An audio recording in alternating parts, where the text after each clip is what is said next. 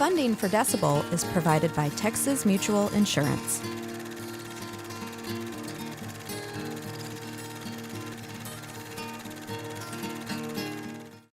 What does Austin want for a mobility future? We're gonna have to do something different. We gotta move more people and less packages. We just can't continue to be dependent as we have been on the automobile.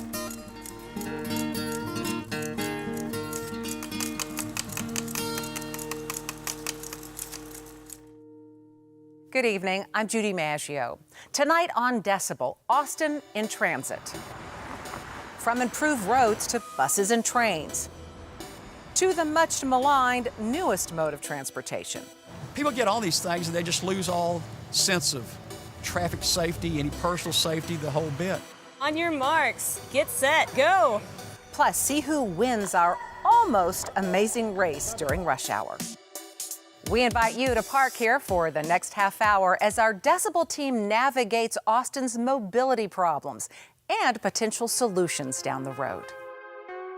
As we get into the 2 million, 4 million people over the next 20 years, we just can't continue to be dependent as we have been on the automobile.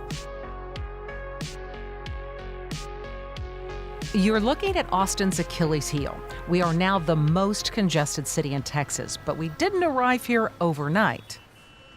There was a time period there where roads, highways in particular, were unpopular politically. And the city, to some degree, fell behind on the highways part of it and then was growing at such a great rate throughout the 80s, the 90s, and ever since, that things just sort of got ahead of themselves. Austin is playing catch-up. Since CAPMETRO came aboard in 1985, local voters have rejected expanding light rail twice. Traditional transportation has proven much more popular. The multi-million-dollar mobility plans passed in the last few years are slated for road and corridor improvements. But with 150 newcomers arriving in Austin every day, it will take more than better roads to keep traffic flowing. You can expect another major mobility bond next year, this one to pay for a high-capacity transit system to try to move Austin into the future. So what we're trying to think through is how is public transit going to shape that new world and fit in with all these new mobility options so people can live their lives, do what they want to do, and really have a good quality of life that Austin's known for and gives people more freedom to do what they want to do. Access to reliable transportation is a quality of life issue, especially for those who have a disability. Decibel's Joe Rocha explores the options for people who have extra challenges getting around town. The more seamless my travel is, the better it is for everybody, including me. Because we know that if they're serving someone like me, then they're serving someone like you.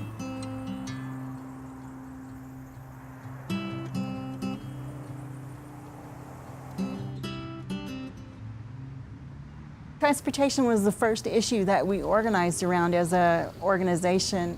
We protested and did direct action for lifts on buses because we wanted people with mobility impairments to be able to be integrated in the community. And one of the most natural ways to do that is to be able to blend in with the public by being able to go from point A to point B. Not having to really worry about what bus is going to come and when it's going to come with the lift on it is really a great thing because it allows you to be able to just take on your day just as anyone else would. I had a career with CAPMETRO, so I helped to implement all the ADA regulations.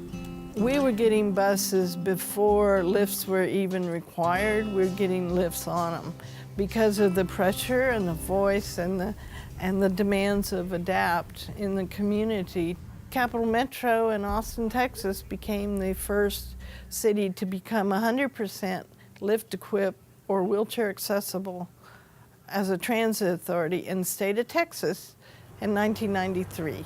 And that's only 3 years after the ADA was passed, and it was like score.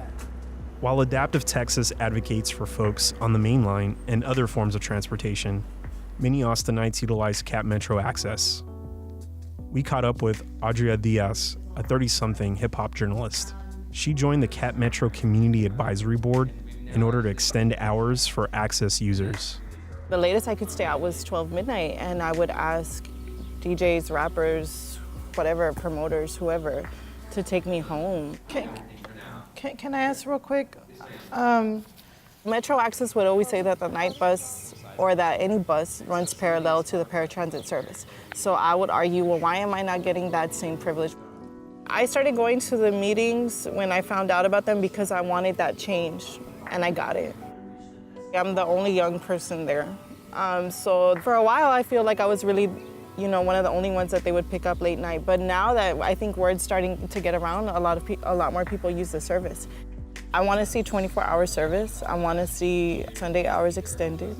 Being a young Latina and being in a position to say, hey, you're able to use your voice, like that's taken me a while to get used to. I'm still not used to it.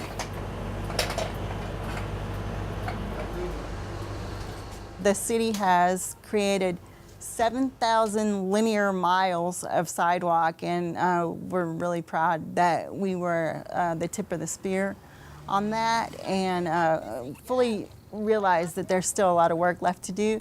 I'm still finding places, that need help and turn them in.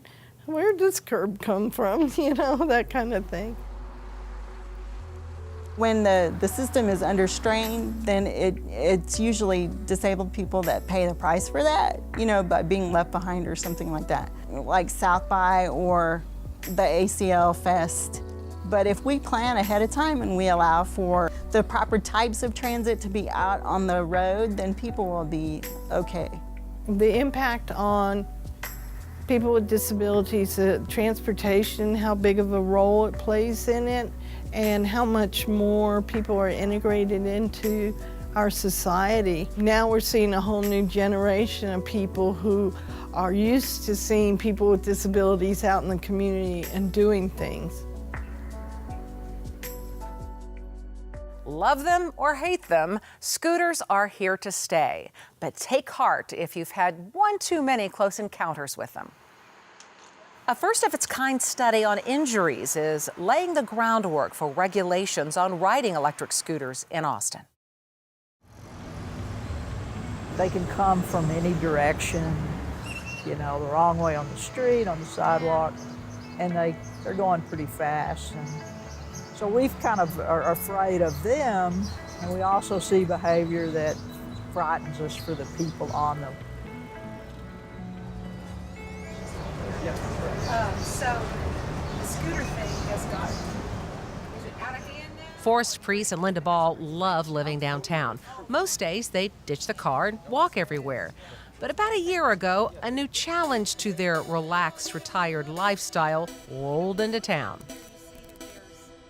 Pretty soon, they were littered all over the sidewalks, and the people riding them were on the sidewalks, and we had to start, paying really close attention not to be run over by them.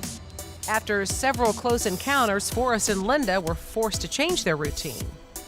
Every corner we come to now, we stop and peer around because they don't stop for you. There's no way they're stopping to be safe. I mean, they're coming at full speed right past the corner. Speed is just one cause of a spike in scooter injuries. Thankfully, those injuries are dropping on the 40 acres. UT tightened the reins on scooter use back in January, setting a speed limit of 8 miles an hour and threatening to impound scooters strewn on campus, malls, and sidewalks. The restrictions have helped, but it's clear not everyone is following the rules. Michael Rodriguez is a UT student and KLRU intern. I definitely see people either kind of like laying the scooters out in the middle of the road or kind of driving recklessly in between people. I definitely gotten brushed a bit by people going fast on scooters, so it definitely is a little bit like the Wild Wild West with people coming in on those scooters. Austin's finally following UT's lead, trying to tame the Wild Wild West of scooters. The city now has rules governing dockless scooters and e-bikes. 1 rider per scooter. Only hands-free use of cell phones. Helmets required if you're under 18, no parking in the public right-of-way, and your first offense will cost you $20, a second violation, $40. Folks who aren't fans of scooters are concerned the new regulations don't go far enough. The zippy two-wheelers are still allowed on city sidewalks. So you can bet Forrest and Linda will continue to keep a cautious eye out for reckless scooter riders. We walk for enjoyment, we walk to go places. To me, I just have to follow a whole different set of rules to walk.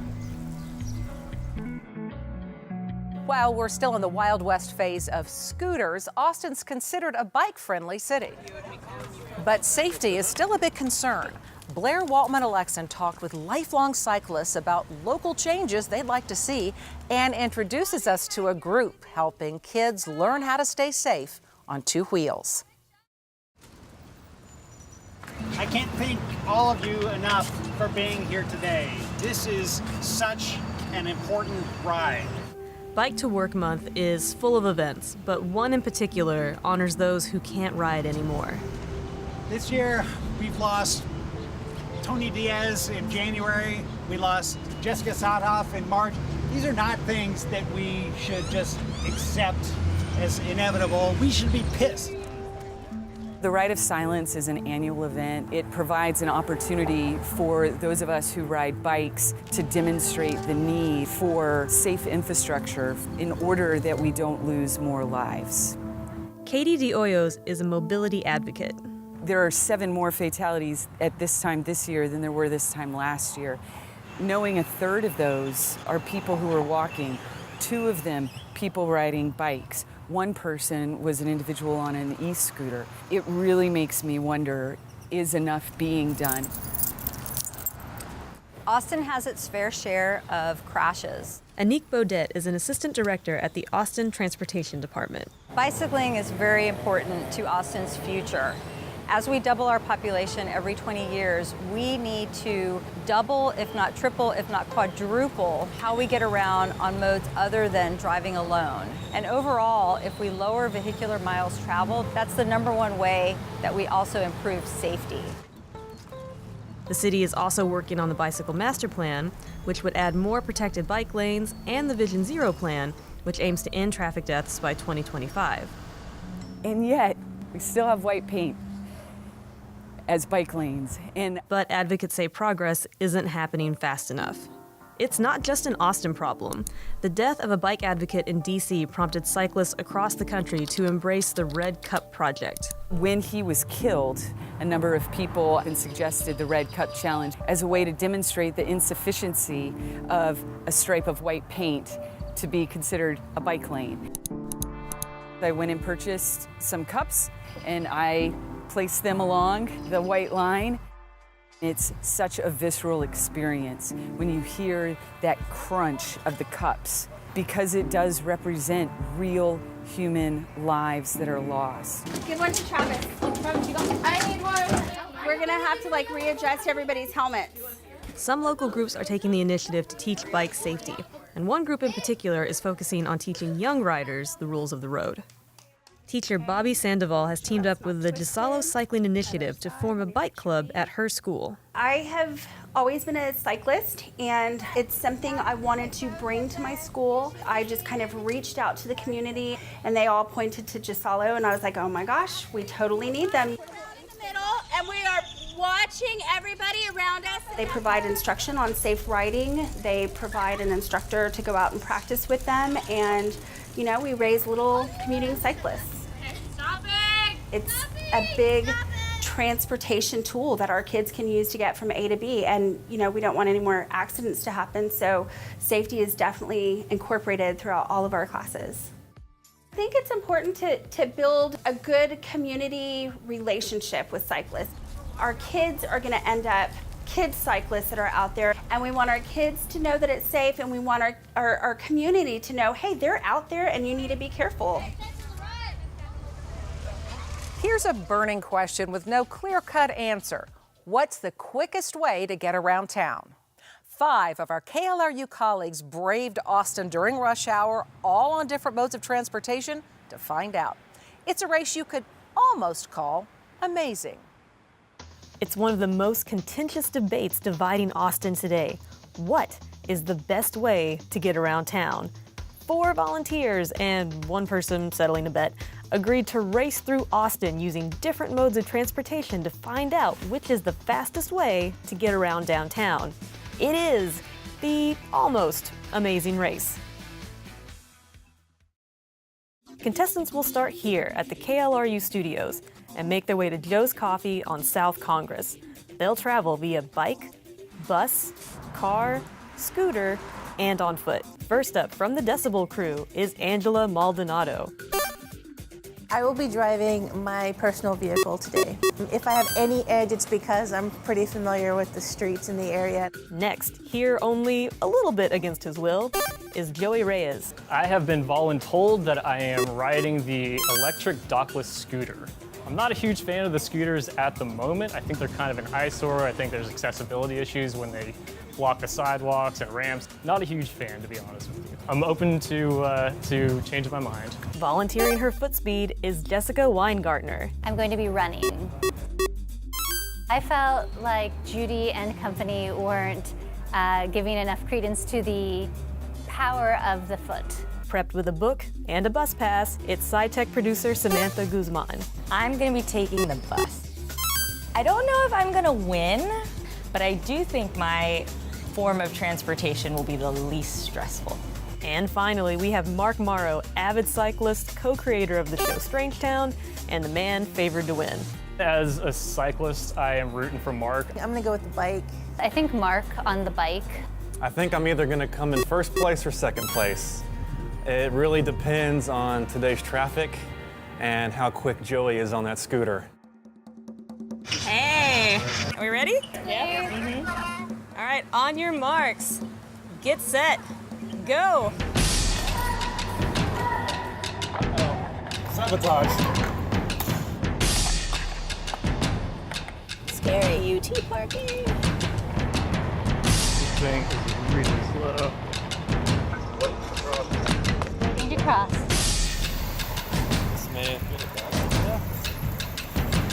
So I've made it to my bus stop, but it doesn't look like the 801 is coming for 18 minutes. Watch out, Joe's Coffee, here we come.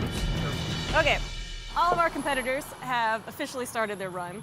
And we need to keep in mind this is not necessarily a scientific study of how is the best way to get around Austin. The other thing that we need to factor in is the idea of the last mile. That's the gap between your bus stop, or where you park your car, and your final destination. Rideshare and bike share companies have been saying that their programs help fill that gap, but they're not always affordable or accessible for everyone. There's not really a last mile problem with this location. There's lots of parking places and the bus stops are pretty close by, but that's definitely not the case citywide. Often this means people decide to drive, and that leads to all of this. You go. No, you go. Someone go. Look at that. I like to get on 3rd Street when I'm downtown. This may be a mistake, though. I feel like it's slowing me down. Because I see Joey coming. He's coming pretty quick. Hit a red light. He got a red light. Here we go.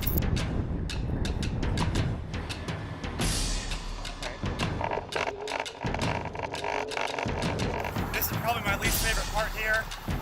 It's the most unbike friendly. We lose our bike lane when we go over the bridge.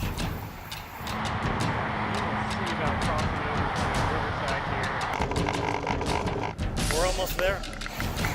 I see the destination.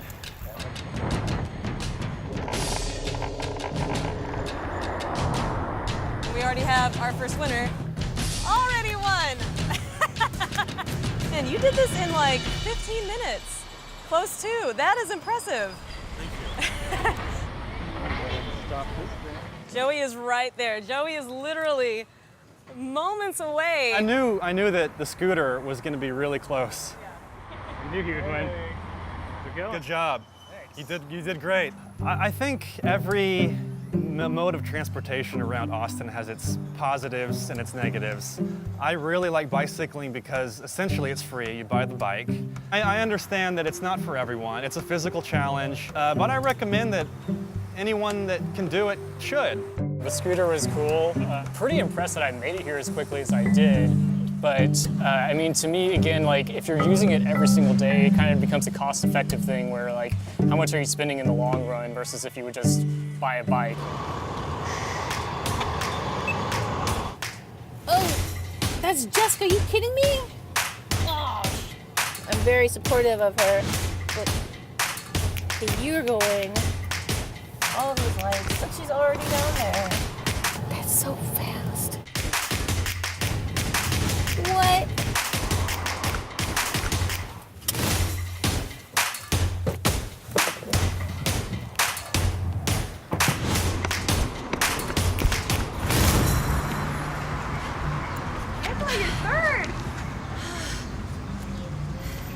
I'd like to thank my trusty car for giving me and my superior parking skills. On foot! Well done. Thanks. My expectation was to be last, but it's really speaking volumes to CAPMETRO right now that Sam's not here yet. I'd say in the next 5, I guess. Thank you. All right, now I gotta walk to the coffee shop, which it's like 4 minutes. I think it's safe to say that I'm in dead last because I got on the bus at 4:17 and it is currently 4:46. Okay, Sam! I knew I would lose, but I didn't know I would lose this badly. I got off to a rough start, you know? My bus took 20 minutes to get there. I think the bus is cool because it's super cheap and it'll get you places and you don't have to worry about parking. All right, we maybe didn't crack the code to getting around Austin, but hopefully we've given you some creative options to getting around town. Now a glimpse into the future of transportation. Can you imagine getting from Austin to Houston in just 20 minutes? Samantha Guzman introduces us to the Hyperloop, a state-of-the-art transportation tube that could revolutionize the way we travel. Our roads are congested. It takes you longer to get from one part of Austin today to the next than it did 30, 40, 50 years ago. As we advance as a society, we should be advancing in the way we move through the world.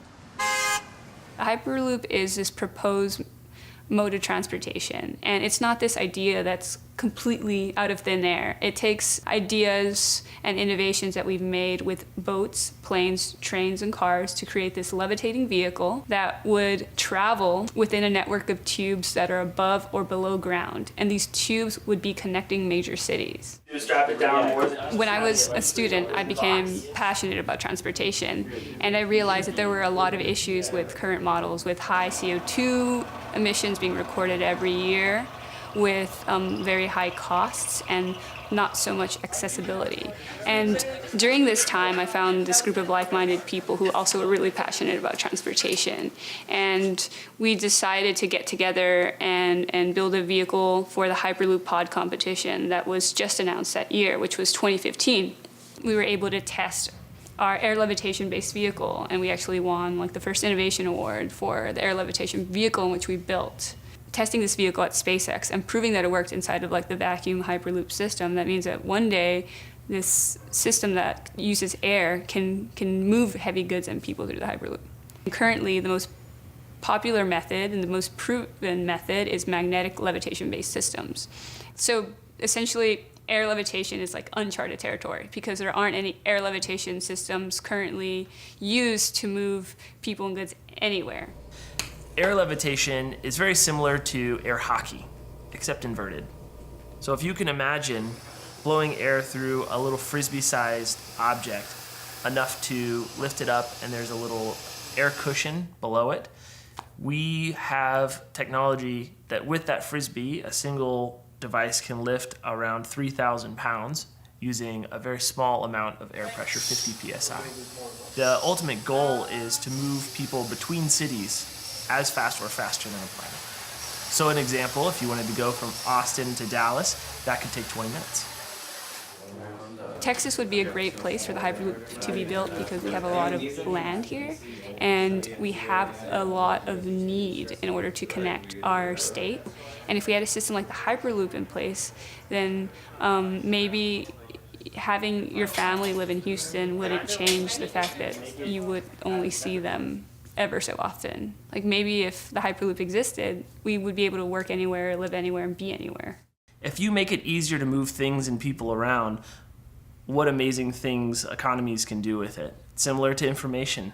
As soon as you are able to move around news story from we print it and we distribute it in these certain places tomorrow or the next day to it can be distributed instantly.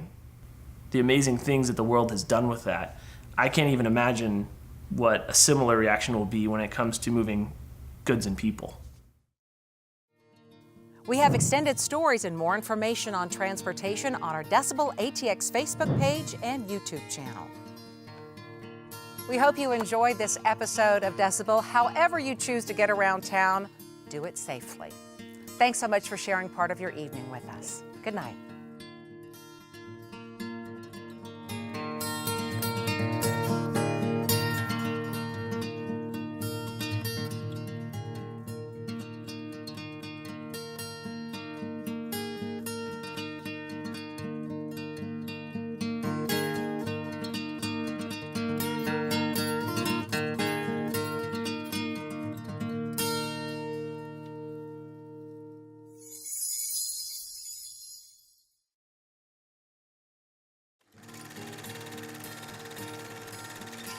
Funding for Decibel is provided by Texas Mutual Insurance.